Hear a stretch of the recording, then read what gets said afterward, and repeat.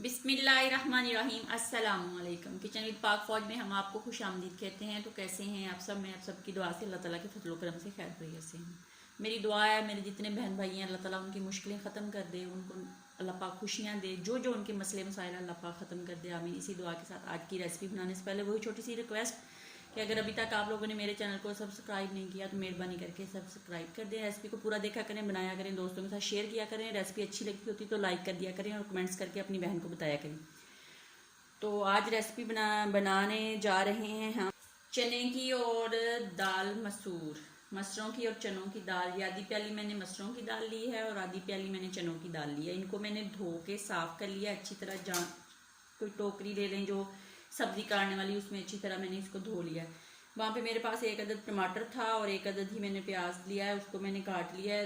3 सब्ज़ मिर्चें, इनको कट लगा के अंदर डालेंगे। थोड़ा सा सब्ज़ धनिया, ये भी जब हम दाल को बनाएंगे इसके अंदर डालेंगे। लहसुन अदरक का पेस्ट और ज़ीरा जो है जब हम इसको बघार लगाएंगे ये तब यूज़ होगा। और पाउडर मसालों में मेरे पास आधा चम्मच हल्दी का है और 1 चम्मच भर के कुटी हुई सुरख मिर्च है जो दलदली सी है और 1 चम्मच ही मेरे पास नमक का है। और कुकिंग ऑयल हम बघार लगाने के लिए हस्ब ज़रूरत इस्तेमाल करेंगे, यानी कि इसकी हाफ कप जो हम इस्तेमाल करेंगे। और पानी तकरीबन 1 किलो है जो हम इस्तेमाल करेंगे। यहाँ पे कुकर मैंने चूल्हे के ऊपर ऑलरेडी रख लिया है और इसके अंदर हम सबसे पहले जो दाल है वो डाल देते हैं। बिस्मिल्लाहिर्रहमानिर्रहीम।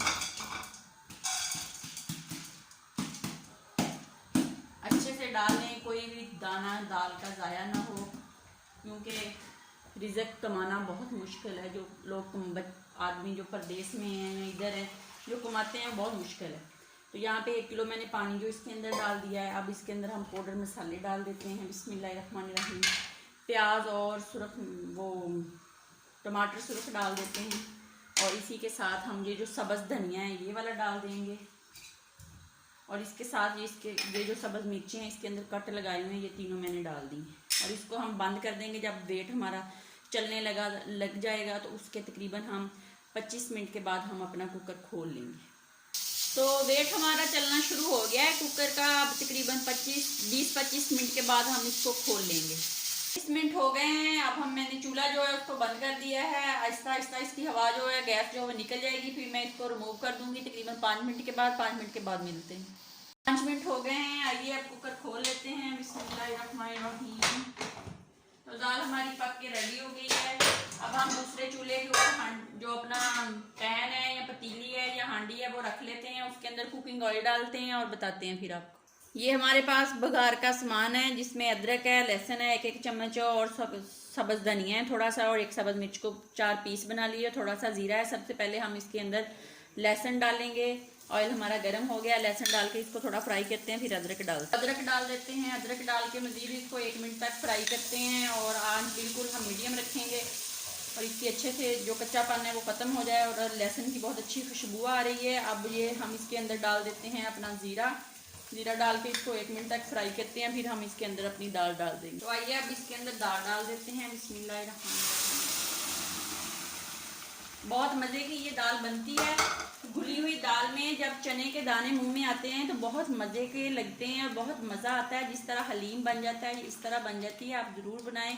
अब इसको 1 मिनट के लिए मैं बंद कर देती हूँ। तो इसमें कोई गरम मसाला नहीं जाएगा। ज़ीरा जो था वो मैंने पहले डाल दिया, अब इसमें कुछ नहीं डालेंगे और इसको डिश आउट करते हैं और आपको दिखाते हैं। डिश आउट कर लेते हैं। बिस्मिल्लाहिर्रहमानिर्रहीम। और अब इसको हम गार्निश कर लेते हैं। यहाँ पे मेरे पास मक्खन है, मक्खन भी डालूंगी, गार्निश करके आपको दिखाती हूँ। तो ये देख लें, दाल को मैंने गार्निश कर लिया मक्खन से, सब्ज़ मिर्च से और धनिए से। तो बहुत मज़े की दाल, चने की दाल और दाल मसर की बनी है। तो इसको एक दफ़ा ज़रूर बनाएं, खाएं, अपना बहुत ज़्यादा ख्याल रखें, खुश रहें। अल्लाह ताला आपकी ज़िंदगियों में खुशियाँ भर दे और परेशानियाँ, गम जो है वो हमेशा के लिए ख़त्म कर दे। आमीन सुम्मा आमीन। इसी के साथ इजाज़त दीजिए। अल्लाह हाफिज़।